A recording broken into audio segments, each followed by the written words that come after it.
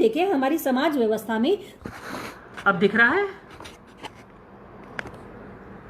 तो आप ट्रांसजेंडर हैं, तो हमें अपनी शिक्षा व्यवस्था में ये बात भी बतानी होगी। हमें ये बताना होगा, एक व्यक्ति जब 4 साल का होता है या 5 साल का अगर पुरुष है और उसके अंदर स्त्रीयोचित व्यवहार आ रहा है, तो वो तो अपने आप को एलियन समझता है कि मैं क्या हूँ, मेरा अस्तित्व क्या है, मेरे जैसे लोग भी हैं क्या।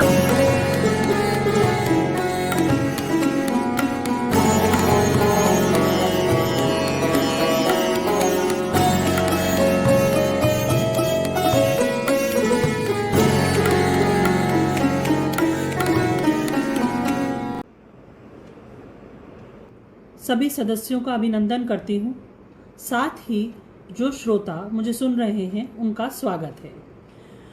पहले से मैं ये सुनती आई हूँ, लगभग काफ़ी समय से सुन रही हूँ, उसमें ये कहा गया है कि ट्रांसजेंडर लैंगिक विकलांगता होती है, परंतु मैं इसके समर्थन में नहीं हूँ और मैं मानती हूँ ये कोई लैंगिक विकलांगता नहीं है।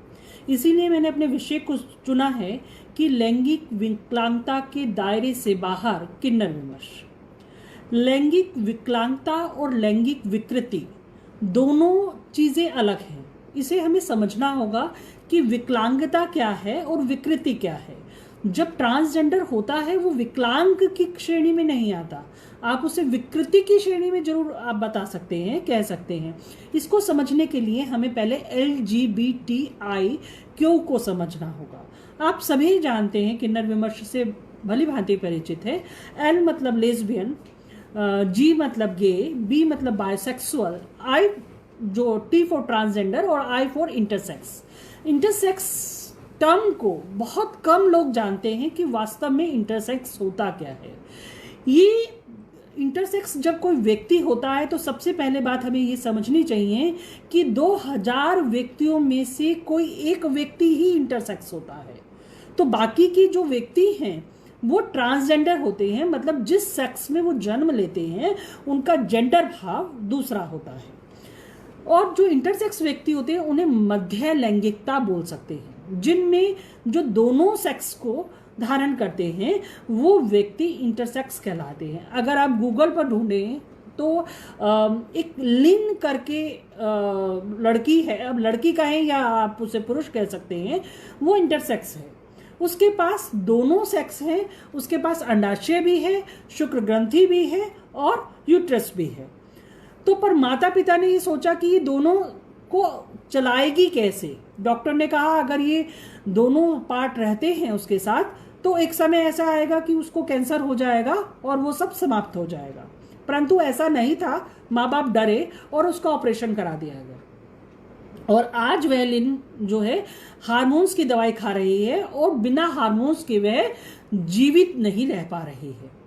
तो आप में केवल समुदाय में ही नहीं, भारतीय समाज में ही नहीं, बल्कि किन्नर समाज में भी ये जागरूकता होनी चाहिए कि जिसे हम इंटरसेक्स कहते हैं, जिसे हम बोल रहे हैं, वो वास्तव में जिसे हम अगर कहें कि ख्वाजा जिसे बोलते थे, जिसे हिजड़ा बोलते थे, जो बचपन से ही आप 2 लिंगों में पैदा हुआ है, वो केवल 2000 में एक व्यक्ति पैदा होता है, जबकि बाकी जो हैं ट्रांसजेंडर होते हैं। अब आप ये इंटरसेक्स कैसे पैदा होते हैं, ये भी एक बड़ा प्रश्न है। तो जैसे आप ये मानते हैं कि X और X शुक्राणु मिले, दैट मीन्स लड़की पैदा हुई, X और Y मिले, दैट मीन्स लड़का पैदा हुआ। अब अगर X और X मिलते हैं तो इंटरसेक्स प्राप्त होता है, औलाद संतान प्राप्त होती है, या X Y और Y मिले तब इंटरसेक्स प्राप्त होता है। या इस टर्म को इस तरह भी समझा जा सकता है कि शुक्राणुओं की कुछ गड़बड़ी के कारण ये इंटरसेक्स जो है वो पैदा होते हैं।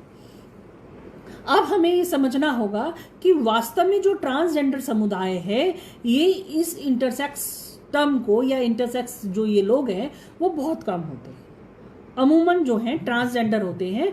ट्रांसजेंडर को आप इस तरह भी समझ सकते हैं, जो जिस सेक्स में पैदा होता है उससे अलग उसका जेंडर भाव होता है तो वह ट्रांसजेंडर कहलाता है। अब सेक्स और जेंडर को हम लगभग मिलाते चले आ रहे हैं आजकल, परंतु सेक्स और जेंडर दोनों ही अलग अलग चीज हैं। सेक्स जो जिस लिंग में व्यक्ति पैदा होता है वो सेक्स कहलाता है, और जेंडर क्या होता है, जिस लिंग का भाव उसके मन में होता है वो यहां से कंट्रोल होता है। वो कोई आपकी बायोलॉजिकल कंट्रोलिंग नहीं है, वो आपके मस्तिष्क से कंट्रोल होता है, और आपका जो जेंडर भाव होता है वह जो है आपका ट्रांसजेंडर कहलाता है। जैसे कोई एक लड़की है, वो पुरुष लिंग में जन्मी है और उसका जेंडर भाव स्त्री है, तो वो ट्रांस वुमेन कहलाएगी। इसी तरह यदि कोई व्यक्ति पुरुष लिंग में जन्मा है, अभी पुरुष लिंग की बात की थी, यदि कोई व्यक्ति स्त्री लिंग में जन्मा है और उसका जेंडर भाव पुरुष है तो वो ट्रांस मैन कहलाएगा। इस तरह की स्थिति होती है, और जो हम अपने आसपास के लोगों को देखते हैं ट्रांसजेंडर को, वो लगभग इसी तरह के होते हैं। अगर आप धनंजय मंगलमुखी को सब जानते होंगे, पंजाब से हैं, वो कहती है कि हर ट्रांसजेंडर जो है हिजड़ा हो ये जरूरी नहीं है, पर हर हिजड़ा ट्रांसजेंडर हो ये जरूरी होता है। दूसरी बात, अब हम एक नई सिरे से अब बात को शुरू करते हैं कि समाज में दो स्थितियां दिखाई देती हैं। एक तो सामाजिक व्यवस्था होती है और एक न्याय व्यवस्था होती है। सामाजिक व्यवस्था वह व्यवस्था होती है जिसमें हम सब रहते हैं, जिसको हम मानते हैं। एक न्याय व्यवस्था होती है जिसमें न्याय कानून चलता है।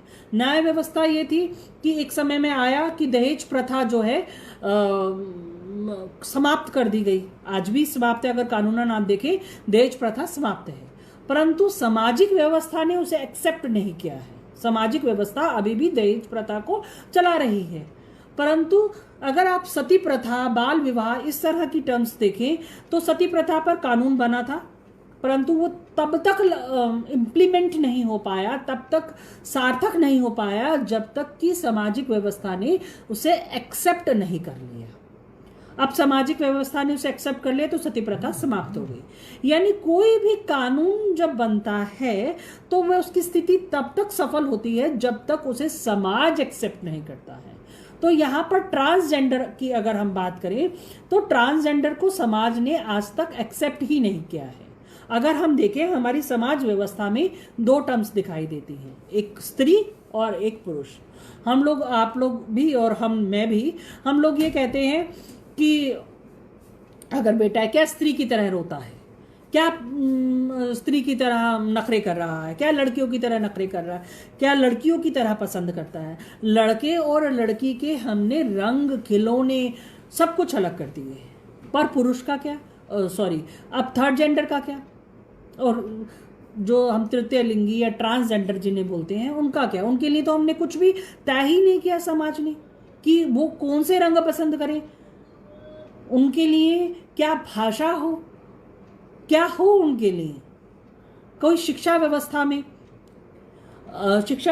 अगर 8वीं 9वीं में देखें, हम डाइवर्जन पढ़ाते हैं बच्चों को कि स्त्री की हार्मोन्स ऐसे होते हैं, स्त्री ये होती है, पुरुष के हार्मोन्स ये होते हैं, पुरुष इस तरह चेंज आते हैं, और आप अगर इस तरह के चेंज आ रहे हैं तो आप पुरुष हैं।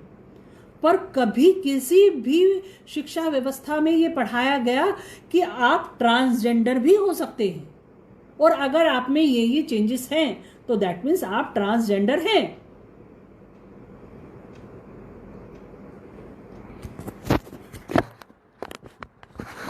अब दिख रहा है?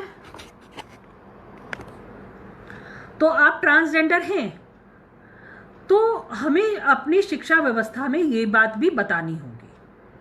हमें ये बताना होगा, एक व्यक्ति जब 4 साल का होता है या 5 साल का अगर पुरुष है और उसके अंदर स्त्रियोचित व्यवहार आ रहा है, तो वो तो अपने आप को एलियन समझता है कि मैं क्या हूँ, मेरा अस्तित्व क्या है, मेरे जैसे लोग भी हैं क्या, क्योंकि वो तो केवल स्त्री और पुरुष ही पढ़ रहा है। तो आपको उस शिक्षा व्यवस्था में ये चीज भी रखनी पड़ेगी कि अगर आप 4 या 5 वर्ष में अगर इस तरह के चेंजेस देखते हैं, अगर आप पुरुष हैं और आप स्त्रियों की तरह कपड़े पहनना पसंद कर रहे हैं, उनकी तरह चलना पसंद कर रहे हैं, घर का काम करना पसंद कर रहे हैं, तो आप ट्रांसजेंडर हैं। पर उस समय उसके माँ बाप का, उसके परिवार का दबाव रहता है। अमूमन हम पुरुषों को ही ट्रांस वुमेन बनते हुए देखते हैं, बहुत कम ऐसा होता है कि हम स्त्रियों को ट्रांस मैन बनते हुए देखें। अगर आप उस कम्युनिटी में जाते हैं तो बेशक आप ट्रांस मैन देखेंगे, परंतु अगर आप अपने आसपास के एरिया में बधाई गाते हुए ट्रांसजेंडर्स को देखते हैं या किसी और तरह के ट्रांसजेंडर्स को देखते हैं तो आपको ट्रांस वुमेन तो दिखाई देगी, ट्रांस मैन नहीं दिखाई देगा। क्यों नहीं दिखाई देगा? इसके दो कारण होते हैं। पहली बात तो कि जो परिवार है वो ही एक्सेप्ट नहीं करता कि मेरे ट्रांसजेंडर हुआ है और मेरे घर में ट्रांसजेंडर हो सकता है। इसके दो कारण होते हैं। एक तो उसकी मर्दानगी को, उसकी ईगो को ठेस लगती है और उसे ऐसा लगता है कि ये मेरे कारण है। समाज, परिवार, रिश्तेदार सब यही कहते हैं, अरे ये ट्रांसजेंडर का बाप है, अरे ये, उससे भी अगर भद्दा शब्द इस्तेमाल करूं कि ये हिजड़े का बाप है, ये हिजड़े की माँ है, ये हिजड़े का भाई है, ये हिजड़े की बहन है। इस तरह उनके ऊपर प्रेशर बनता है कि वे अपने बच्चे को ट्रांसजेंडर ना बनाएं।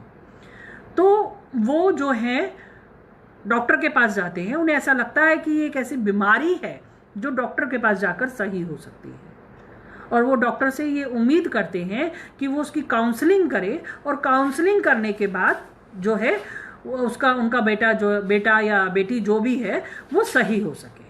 ऐसी स्थिति में लक्ष्मी नारायण त्रिपाठी जो हैं अपनी जो उनका उपन्यास है आत्मकथात्मक उपन्यास, उसमें वो ये बात लिखती हैं, प्रदीप जी, डॉक्टर प्रदीप हैं, वो ये लिखते हैं कि जब माता पिता आते हैं तो उन्हें ये जल्दी रहती है कि मेरी संतान जल्दी से सही हो जाए। अगर वो पुरुष है तो वो पुरुष हो जाए, अगर वो स्त्री है तो वो स्त्री हो जाए। और जो उभयलिंगी होता है उसे ये जल्दी रहती है कि मैं जल्दी से अपना सेक्स चेंज करा लूं और जिस जेंडर भाव को मैं अपनाना चाहता हूं उस जेंडर भाव का मैं हो जाऊं।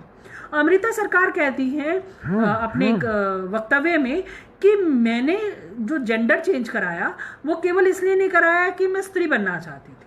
वो कहती है मैं इस पुरुष जेंडर से छुटकारा पाना चाहती थी, मुझे इससे घृणा थी, मुझे ऐसा लगता था कि मैं इस शरीर में नहीं हूं।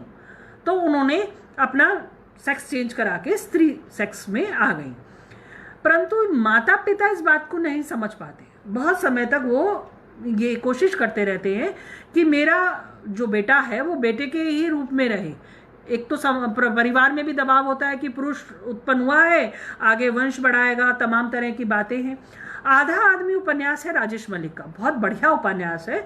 उसमें जो दीपिका है, दीपक से जो दीपिका बनती है वो दीपक है।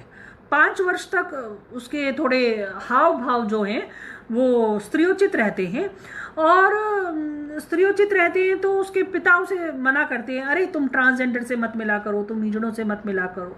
उन्हें यह डर है कि कहीं उनका बेटा उस तरह ना बन जाए, ट्रांसजेंडर ना बन जाए। तो इसलिए वो क्या कहते हैं कि तुम उनसे मत मिलो। पर एक स्थिति ऐसी आती है कि वो अपने जेंडर भाव को स्वीकार करने के लिए मजबूर हो जाता है और उसी तरह नाच गाना करता है। फिर एक स्थिति जब वो बड़ा होता है तब माता पिता ये सोचते हैं कि इसकी शादी करा दी जाए तो शायद मेरा बेटा बच जाएगा। बच जाएगा मतलब लिटरली बच जाएगा। अगर वो स्त्री बन गया तो सब कुछ, मेरा खानदान, मेरा परिवार सब समाप्त हो जाएगा। तो ऐसा आम परिवार में आम ट्रांसजेंडर के साथ भी होता है। अलायंस में काम करने वाली दीपिका कहती हैं कि मेरे ऊपर भी ये दबाव बना था कि मुझे भी ये कहा गया था कि आप शादी कर लो, सब कुछ ठीक हो जाएगा। भारतीय परिवारों में ये एक कह लीजिए एक व्यवस्था है या कह लीजिए एक विशेषता है कि कहा जाता है अगर लड़का शराब पीता है, लड़का जुआ खेलता है या लड़का कोठे पे जाता है, किसी तरह के भी दुर्गुण से वो लैस है, तो उसका एकमात्र उपाय है कि उसकी शादी करा दी जाए और सब कुछ ठीक हो जाएगा। पर क्या वास्तव में शादी एकमात्र ऐसा उपाय है जो ट्रांसजेंडर को सही कर दे? यहाँ पर राजेश मलिक कहते हैं जो दीपक है उसकी शादी करा दी जाती है गांव की एक सुंदर लड़की से, परंतु अब उसके मन में द्वंद्व है, क्या मैं वो गृहस्थ जीवन अपना पाऊंगा जो गृहस्थ जीवन सामान्य लोग अपना रहे हैं? क्या मैं उस तरह रह पाऊंगा जिस तरह एक पुरुष अपनी स्त्री के साथ रहता है? और वास्तव में ऐसा नहीं होता। तो फिर एक और नया चक्र शुरू हो जाता है, पीर बाबा फकीर बाबा कि अरे हम पीर के पास जाएंगे, फकीर के पास जाएंगे, ट्रांसजेंडर से हमारा बेटा ठीक हो जाएगा। झाड़ फूंक की जाती है, बहू को लेके जाया जाता है, डॉक्टर के पास जाया जाता है, दवाइयाँ दी जाती हैं, हार्मोनल्स दवाइयाँ दी जाती हैं। 7 महीने का एक बच्चा पैदा होता है जो शारीरिक रूप से कमज़ोर है, और कमज़ोर है तो स्थिति भी वही होती है, कुछ समय बाद वो मर जाता है। ट्रांसजेंडर अलायंस में काम करने वाली दीपिका अग्रवाल कहती हैं कि ये सब ऐसा भी होता है, मेरे साथ भी ऐसा हुआ, तब हमें यहाँ पर स्टैंड लेना होता है, हमें ये बताना होता है कि क्या दीपिका ने ये स्टैंड लिया और कहा कि क्या आप अपनी बेटी का विवाह मुझ जैसे बेटे से करना सोचेंगी, क्या आप करेंगी? तो माँ का जवाब था नहीं। तब दीपिका ने एक और प्रश्न किया, क्या आप ऐसा पति चुनना पसंद करेंगी? तब एक और जवाब था माँ का नहीं। और फिर उन्हें समझ आ गया कि ट्रांसजेंडर वास्तव में एक शारीरिक अवस्था है, या आप इंटरसेक्स कह लें, ये शारीरिक अवस्था है, ये कोई विकलांगता नहीं है। आप इसे विकृति जरूर कह सकते हैं, आप उसे विकलांग कह के विकलांग की श्रेणी में नहीं डाल सकते हैं। और आप जितने भी ट्रांसजेंडर से बात कीजिए, आप जितने भी इंटरसेक्स से बात कीजिए, वहाँ पर ये बात उठकर आएगी कि हम कोई विकलांग नहीं है। मैंने भी एक किताब संपादित की थी, उसमें भी ये प्रश्न उठा था, और एक ने कहा नहीं, हम तो इसे विकलांगिता ही मानते हैं और आप इसे विकलांगिता के रूप में ही इसे करें। तो मैंने कहा नहीं, ये किसी भी तरह से विकलांगिता नहीं है, ये आपके समाज की विकलांगिता है जो उसे अलग समझता है। एक ही लक्ष्मी नारायण त्रिपाठी का एक और वाक्य मैं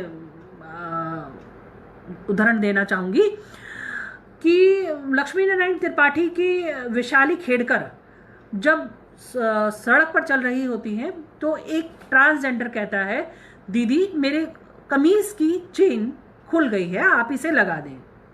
विशाली खेड़कर आम समुदाय की तरह, आम व्यक्ति की तरह उस जिप को ऊपर कर देती है। आसपास देखने वाला व्यक्ति क्या कहता है, देखो ये महिला हिजड़ों से संबंध रखती है, अरे ये तो हिजड़ों की चेन लगा रही है।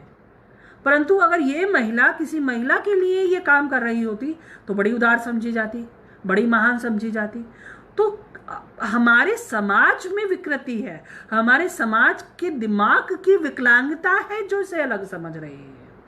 लक्ष्मी नारायण त्रिपाठी कहती है कि क्या अलग है ट्रांसजेंडर में? 2 आंखें हैं, एक नाक है, एक मुंह है, क्या अलग है हम में?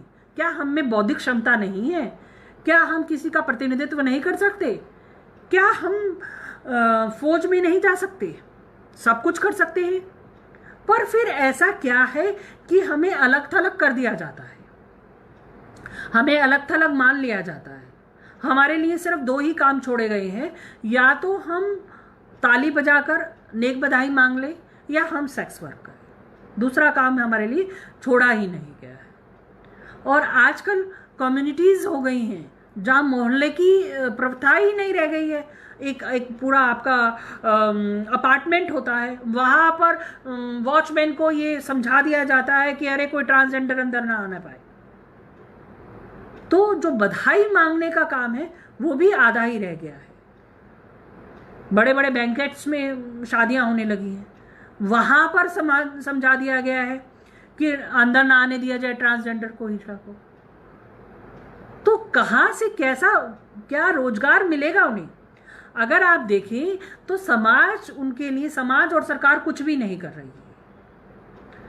2014 में नालसा जजमेंट आया और ये कह दिया गया कि ये समुदाय थर्ड जेंडर कहलाएगा। अब ये किसने तय किया कि ये समुदाय थर्ड जेंडर कहलाएगा?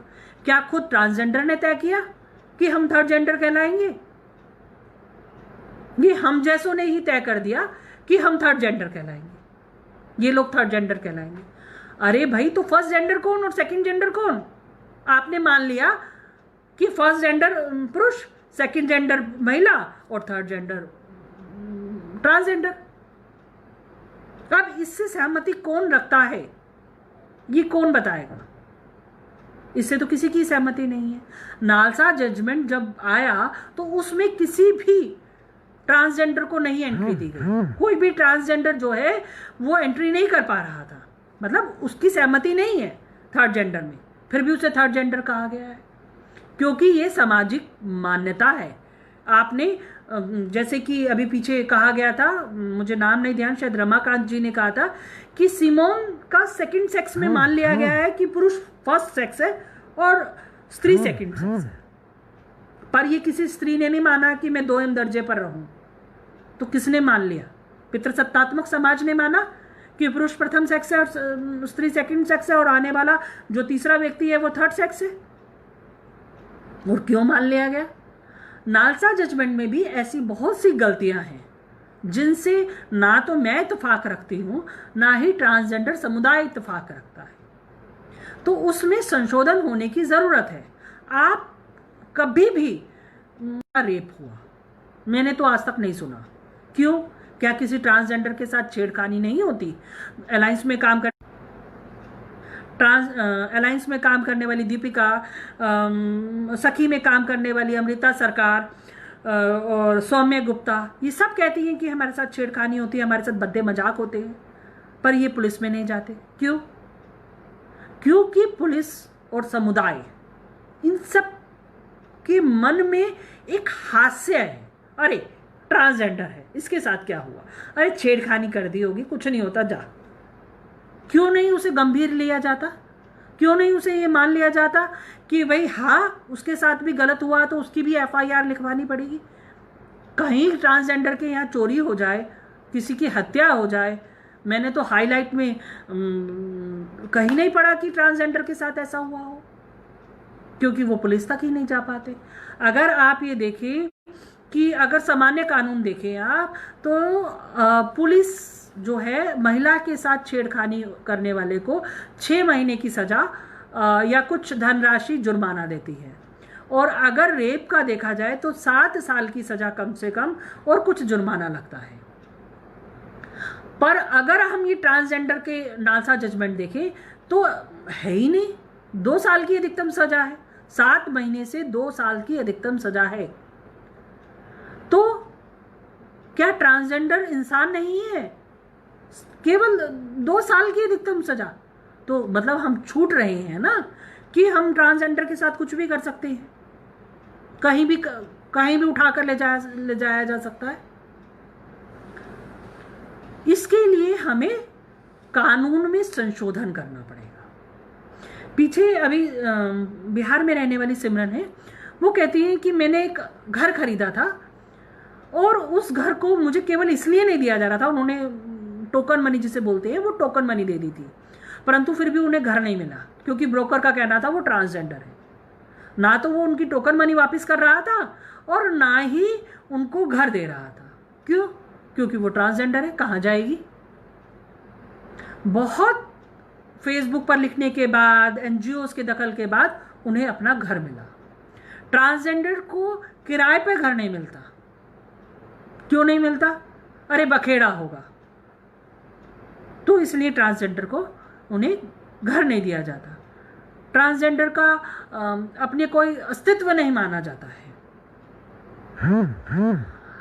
ट्रांसजेंडर को समझने के लिए हमें पहले समुदाय को समझना होगा, परिवार को समझना होगा। पहल जो है परिवार से करनी होगी। परिवार जो है वो ही साथ नहीं देता है, परिवार ही बाहर निकाल धकेल देता है।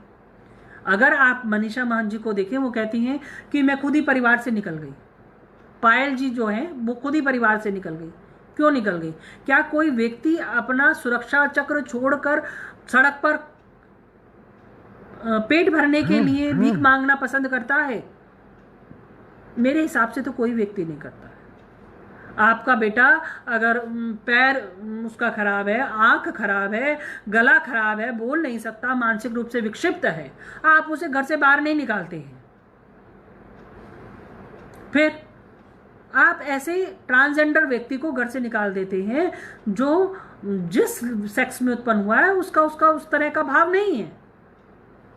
क्यों? इसलिए निकाल देते हैं क्योंकि आप समाज से डरते हैं। अनमोल भगवंत अनमोल का एक उपन्यास है जिंदगी 50-50। उसमें अनमोल जो है ये मान लेता है कि अगर मेरा बेटा इस तरह का उत्पन्न, एक मिनट तो उसको भी झटका लगता है कि ये क्या, मेरे भी उत्पन्न हो गया ट्रांसजेंडर, परंतु वो उसे स्वीकार कर लेता है और वो मान लेता है और वो भरी सभा में कह देता है कि तिवारी जी हकलाते हैं तो कोई मजाक नहीं उड़ाता है, इनका पैर अमुक व्यक्ति का लंगड़ा है तो कोई नहीं कुछ कहता है, तो मेरे बेटे का मजाक उड़ाने का अधिकार भी किसी को नहीं है। जब परिवार का मुखिया ऐसा कदम उठा लेगा तब समाज भी उसके आगे कुछ नहीं कर पाएगा, समाज भी बेबस हो जाएगा। पर पहला कदम परिवार को उठाना होगा, परिवार को समझना होगा ये मेरी संतान है, इसे मैं कहीं भी नहीं फेंक सकता हूँ। मनीषा महंत बताती हैं 10 या 11 साल की उम्र में पिता की मृत्यु के बाद निकल गई, हालांकि वो ये नहीं बताती हैं कि उनके परिवार ने निकाल दिया उन्हें, या वो किसी भी प्रकार का परिवार का जो है वो बुराई नहीं कर रही हैं, पर आपके दिमाग में भी कुछ दृष्टिकोण है ना कि वो क्यों छोड़कर निकल गई और बाद में परिवार ने उसे गोद दे दिया ट्रांसजेंडर समुदाय को, क्यों? क्या घर में उसे रखकर खाना खिलाना, पढ़ाना लिखाना नहीं हो सकता था? और पायल के पिता ने तो उसे फांसी तक लगा देने की कोशिश की और फिर वो निकल गई। पायल जी का मैं कल प्रलेख पर वो सुन रही थी तो उन्होंने कहा समझदार ट्रांसजेंडर खुद ही घर छोड़ देता है। तो समझदार होने की क्या क्राइटेरिया है कि आप ये मान लें कि मैं ट्रांसजेंडर हूं, मैं समुदाय का नहीं हूं, मैं एलियन हूं, मुझे निकल जाना चाहिए? क्या वो वास्तव में एलियन है? दूसरी बात, अहिर अभिना ट्रांसजेंडर हैं, वो ये कहती है कि जब ट्रांसजेंडर डॉक्टर के पास जाता है, उसे खांसी भी होती है, उसे जुकाम भी होती है, उसे गायनी प्रॉब्लम भी होती है, उसे तमाम तरह की प्रॉब्लम होती है। अगर उसने सेक्स चेंज कराया है तो सेक्स चेंज कराने संबंधी भी प्रॉब्लम्स होती है। पर पहला मुद्दा ये होता है कि ट्रांसजेंडर को जानने वाले डॉक्टर कौन कौन से, वो कहाँ जा सकता है, यही नहीं पता होता, जागरूकता ही नहीं है। केवल हम लोगों में ही नहीं, ये ट्रांसजेंडर समुदाय में भी जागरूकता नहीं है कि वो कहाँ जा सकते हैं। तो फिर हम में तो क्या होगी? अगर वो किसी डॉक्टर के पास एम्स में या किसी और तरह सामान्य डॉक्टर के पास जाता है तो सबसे पहले डॉक्टर के अंदर भी क्यूरियोसिटी होती है कि ये अच्छा पुरुष से स्त्री बना है तो इसके जनांग कैसे दिखते हो, जुखाम है और वो उसके कपड़े उतार कर देख रहा है, खांसी है और वो उसके कपड़े उतार कर देख रहा है, पेट में दर्द है और वो कह रहा है कपड़े उतार कर दिखाओ। क्या मेडिकल टर्म्स में हमें ट्रांसजेंडर नहीं पढ़ाया जाता? मैं इस बात से अनभिज्ञ हूँ क्योंकि मैं मेडिकल की छात्रा नहीं हूँ, मुझे नहीं पता। पर क्या मेडिकल टर्म्स में हमें ये नहीं बताया जाता कि अगर एक ट्रांसजेंडर आए तो उसका शरीर किस तरह दिखता होगा, या अगर ट्रांसजेंडर को जुकाम है, पेट में दर्द है तो आपको क्या देखना है? नवभारत टाइम्स में अभिना अहिर का एक बहुत बड़ा इंटरव्यू छपा था जिसमें उन्होंने बताया था। दूसरा प्रश्न ये उठता है कि अगर ट्रांसजेंडर को पुलिस पकड़ती है, कोई अपराध किया और पुलिस ने पकड़ लिया, तो ये प्रश्न ये उठता है कि महिला के लिए तो महिला पुरुष आती है, महिला पुलिस आती है, पुरुष के लिए पुरुष पुलिस आती है। अब ट्रांसजेंडर के लिए कौन सी पुलिस है? स्त्री पुलिस जो है, महिला पुलिस है, वो उसे पकड़ना नहीं चाहती है, और पुरुष पुलिस जो है वो ट्रांसजेंडर नहीं चाहते हैं कि पुरुष पुलिस उन्हें हाथ लगाए, क्योंकि ये बहुत संभव होता है कि उनका शारीरिक शोषण किया जाए, और ऐसा होता भी है। दूसरी बात, आज हम कोरोना वायरस से ग्रसित हैं। अगर आप थोड़ा भी दखल देते हैं राजनीति में तो आप ये जानेंगे कि कोरोना वायरस के लिए जो आइसोलेटेड वार्ड है वो अलग अलग है, स्त्रियों के लिए अलग है और पुरुषों के लिए अलग है। पर अगर ट्रांसजेंडर संक्रमित हो जाए तो उसको किस वार्ड में रखा जाए? ये प्रश्न का उत्तर ना तो आइसोलेटेड वार्ड के पास है, ना केजरीवाल के पास है और ना सरकार के पास है। महिला अगर आइसोलेटेड वार्ड में रखा जाता है तो महिलाओं का विरोध होता है कि ये ट्रांसजेंडर है, इसे हमारे वार्ड में ना रखा जाए। अगर पुरुष वार्ड में जाते हैं तो महिला जो बने हैं ट्रांसजेंडर, उनका विरोध होता है कि अरे हमें पुरुषों के आइसोलेटेड वार्ड में रखा जा रहा है, ये गलत है। तो वास्तव में उनके लिए तो कोई वार्ड ही नहीं है, उनके लिए कोई वॉशरूम ही नहीं है, उनके निजी जीवन का तो हमने कभी ध्यान रखा ही नहीं, हमने जाना ही नहीं कि इनका भी अस्तित्व है, इनके लिए भी हमें कुछ करना है। कितने अखबार में आ रहे हैं, कितने ट्रांसजेंडर ऐसे हैं जो केवल बधाई मांगकर काम करते हैं या रेड लाइट पर भीख मांगकर काम करते हैं या सेक्स वर्कर के रूप में काम कर रहे हैं। अब कोरोना वाले संक्रमित समय में इन सब का काम खत्म है। जो लोग गद्दीदार हैं, जैसे मनीषा महंत हैं, जैसे जो लोग जॉब कर रहे हैं, उनका तो ठीक है, उनका तो रोजी रोटी चल रही है, परंतु जो भीख मांगकर काम चल रहे हैं उनको कौन दे रहा है? उनको कहां से सहायता प्राप्त हो रही है? जो सेक्स वर्कर के रूप में काम कर रहे हैं, जो एक छोटे से कमरे में दड़बे में रह रहे हैं, वो कहां जा रहे हैं? उनके लिए तो कोई व्यवस्था नहीं है। तो हमें समुदाय में एक्चुअली में जो साहित्यकार लिख रहे हैं उनके पास भी जानकारी नहीं है। मैं उन लोगों से भी कहूंगी कि वो किसी ट्रांसजेंडर के संपर्क में आने के बाद अपना उपन्यास, अपना साहित्य, अपनी कहानियां लिखें, क्योंकि बहुत सारी भ्रांतियां ऐसी हैं जो आज भी आप साहित्य पढ़े तो उसमें दिखाई देंगी। जैसे चित्रा मुदगल का उपन्यास है, उसमें वो कहती हैं यौन विकलांगता शब्द इस्तेमाल करती हैं, जबकि वो यौन विकलांग कहीं से भी नहीं है। या एक और उपन्यास पढ़ा था, मुझे नाम ध्यान नहीं आ रहा, उसमें ये बताया गया था कि जो उनका मृत्यु के उपरांत जो है उनको चप्पलों से पीट पीट कर ले जाया जा रहा है, रात को सफ़ेद कपड़े में ऐसे सामने ईसा मसीह की तरह लटकाया हुआ है और चप्पलों से मार कर ले जाया जा रहा है। उसके बाद कोई रोना पीटना या कुछ भी किसी तरह का शोक नहीं है। ये गलत है। इस तरह का कुछ ये पूर्णतः भ्रांति है और इस तरह का कुछ नहीं होता है। जो भी ट्रांसजेंडर जिस धर्म से संबंध रखता है, चाहे वह हिंदू हो चाहे वह मुस्लिम हो, उस धर्म से उसका दाह संस्कार या क्रियाक्रम किया जाता है। अगर उसका परिवार है और वो परिवार से संपर्क रखे हुए है तो वह जो डेड बॉडी है उस परिवार को सौंप दी जाती है।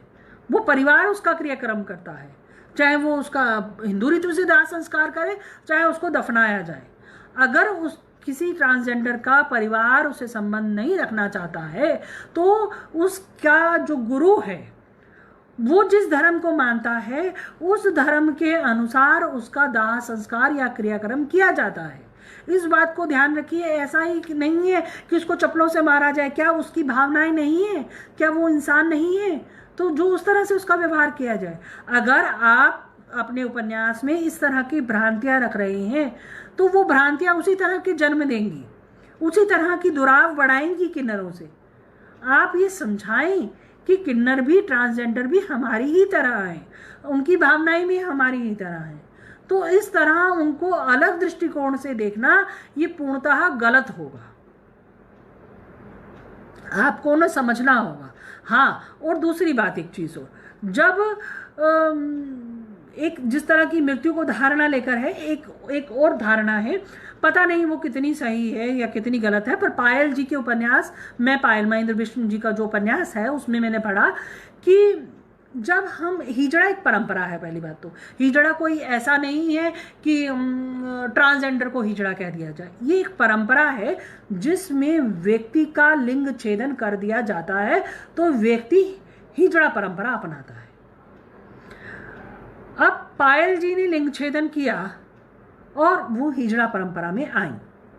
अब लिंग छेदन में सबसे बड़ी समस्या क्या आती है कि कानूनन ये एक टर्म है कि जो ट्रांसजेंडर अपना लिंग छेदन कराना चाहता है, यानी वो सेक्स चेंज कराना चाहता है, तो उसमें व्यक्ति की स्वीकृति होनी आवश्यक है और उसमें एक बड़ा खर्चा आता है। वो खर्चा गुरु देता है, जिसका भी वो व्यक्ति अमुक व्यक्ति चेला है। परंतु कई बार ऐसा किया जाता है कि अंधेरे से गुफा में ले जाया जाता है और झोले छाप डॉक्टर जो हैं उसका लिंग छेदन करते हैं, जिससे कई बीमारियां हो जाती हैं और व्यक्ति को कई कठिनाइयों को झेलना पड़ता है।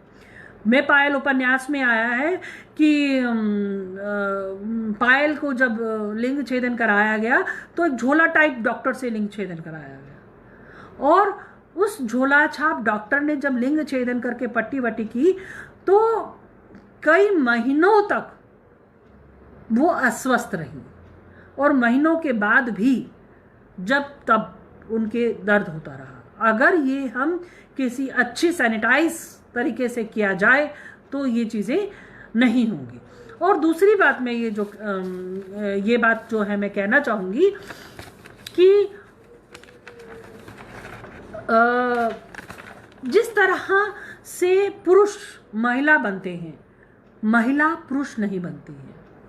उसमें दो तरह की प्रॉब्लम्स आती हैं। एक तो महिला को इतनी स्वतंत्रता नहीं होती मेरे हिसाब से कि अगर वो ट्रांसजेंडर हैं तो वो अपना लिंग बदलवा सके। महिला को पहले तो लड़के वाले कपड़े पहनाए जाते हैं, तो उस समय तो ये कहा ही नहीं जाता, लंबी उम्र तक उसे ये कहा जाता है टॉम बॉय। कभी आपने भी सुना होगा कि ये तो टॉम बॉय है, तो वो तो टर्म ही अलग हो गई कि टॉम बॉय है। बड़ी होकर उसकी शादी कर दी जाती है, जैसे मैंने कहा कि कहा जाता है पुरुष की शादी कर दो तो सब कुछ ठीक हो जाएगा, उसी तरह कहा जाता है स्त्री की शादी कर दो सब कुछ ठीक हो जाएगा। घुटती दबती मरती क्या ना करती, उसकी शादी कर दी जाती है, साड़ी वाड़ी पहनकर वो उस अपने रूप में फिट हो जाती है। परंतु कुछ स्त्रियां ऐसी भी होती हैं जो विरोध करती हैं और जो कहती हैं कि नहीं, मुझमें पुरुषत्व है, मैं पुरुष बनना चाहती हूँ। अब वो किन्हीं किन्हीं कारणों से पुरुष बनना चाहती है, चाहे वो कोई भी कारण हो, पुरुष बनना चाहती है, तो उसे पुरुष बनने का अधिकार दिया जाए।